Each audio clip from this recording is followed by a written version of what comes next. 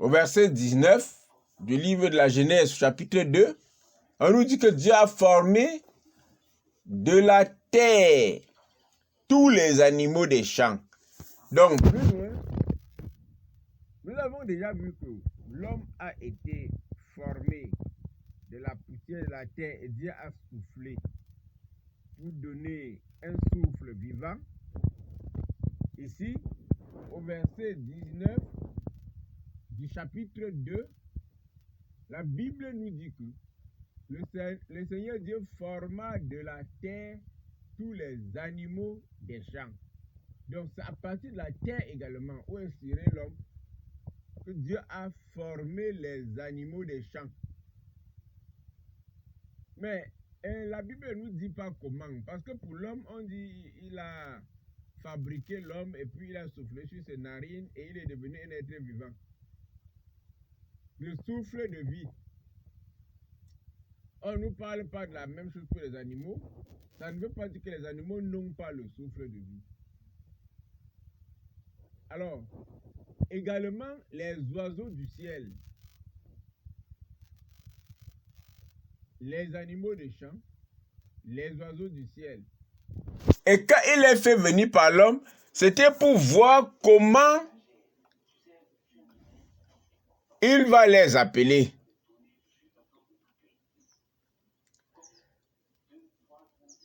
Et afin que tout être vivant porte le nom que l'homme lui donnerait. C'est l'homme qui a donné le nom des animaux.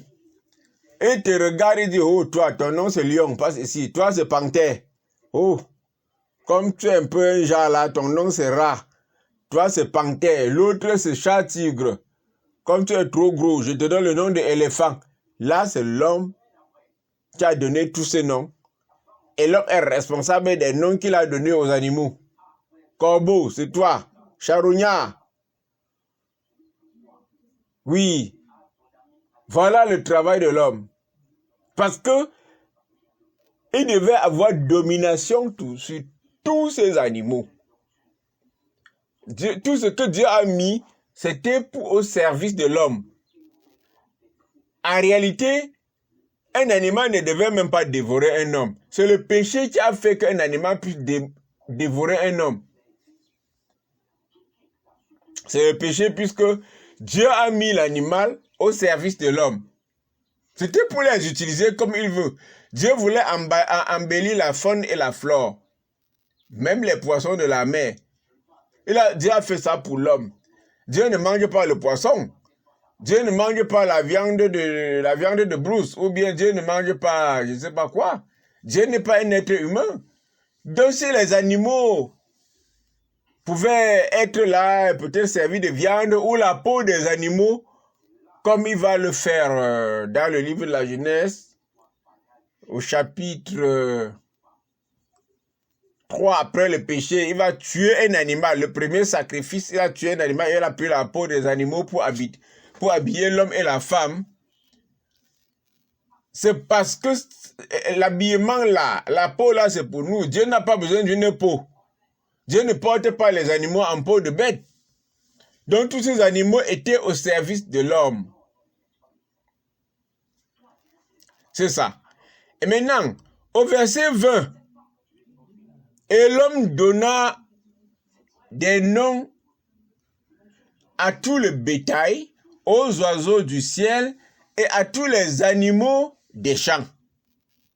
Ok, on a déjà dit, c'est rapporté ici au verset 20, au chapitre 19, on a déjà dit. Mais pour l'homme, il ne trouva point d'aide semblable à lui. Et te regarde là-haut. Chauve-souris, tu ne peux pas tu n'es pas semblable à moi. Je ne veux pas te prendre comme aide. Lion, tu ne peux pas. Panthère, tu ne peux pas. Éléphant, chat, tigre, rat, souris, tu ne peux pas. Moustique, hirondelle, tu ne peux pas.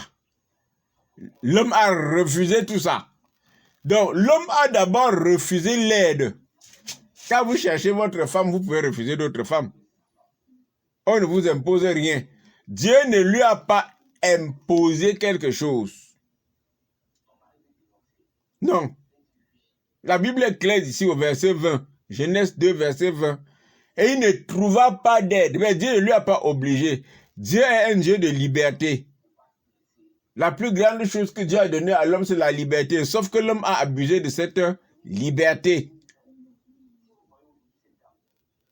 Voilà, jusqu'à ce niveau, il est libre.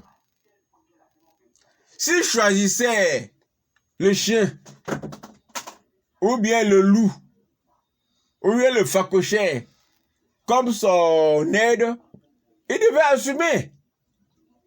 Il devait assumer. Mais il n'a pas choisi. Sûrement, il avait ses raisons que nous allons voir au chapitre 21, au verset 21. Ah oui. Il a refusé tout.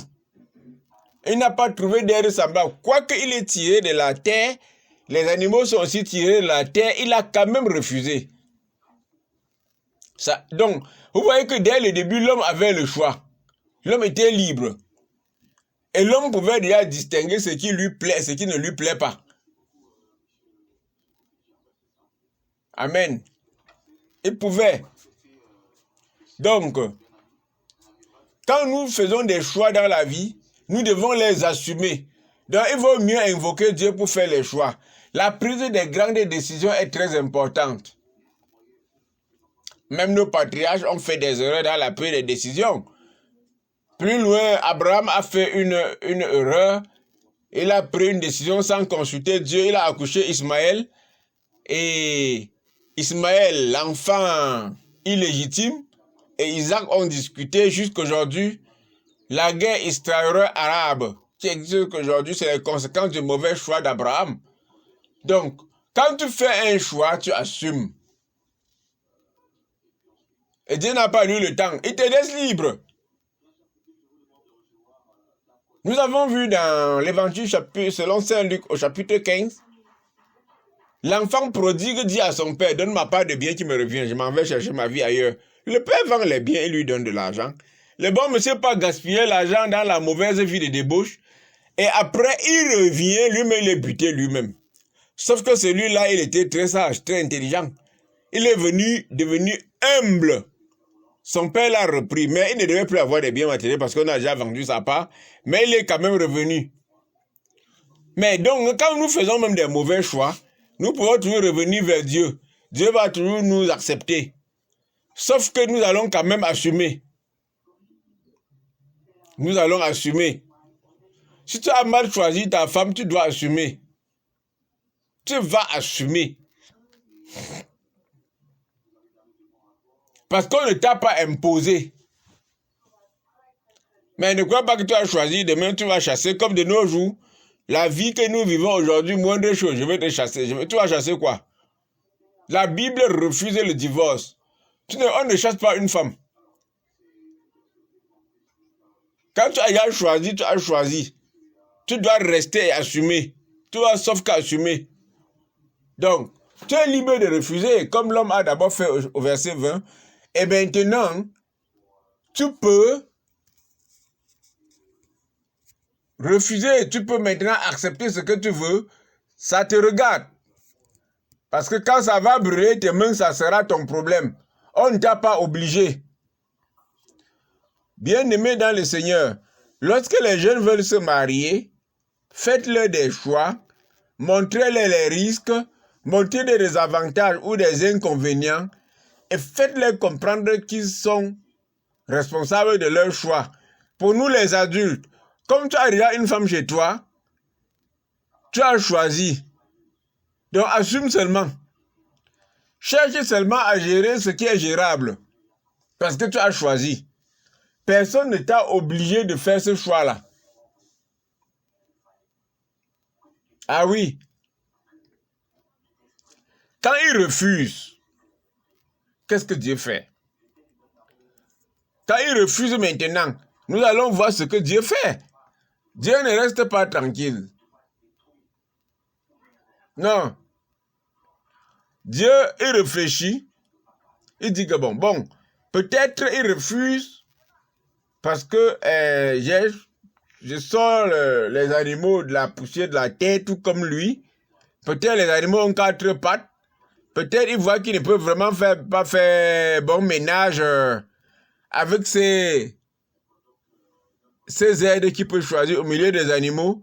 Dieu lui fait une autre proposition. Et au verset 21, nous allons voir la finalité. Qu'est-ce que Dieu va donc faire? Au verset 21. Une fois qu'il a refusé, Dieu va maintenant utiliser une autre technique. Et la technique, celle-ci sera suprême. Dieu dit, ok, comme tu as refusé, je vais te donner ton goût. Il fallait à tout prix que l'homme soit satisfait de son choix.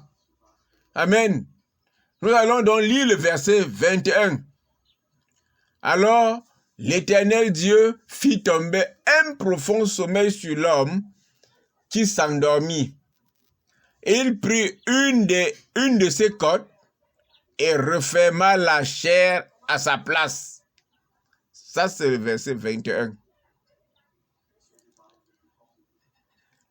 Je pense que le plan de Dieu ici est que comme il a sorti les autres de la terre, l'homme a refusé, il veut maintenant sortir l'aide de l'homme de lui-même. Nous allons maintenant voir ce qui va se passer.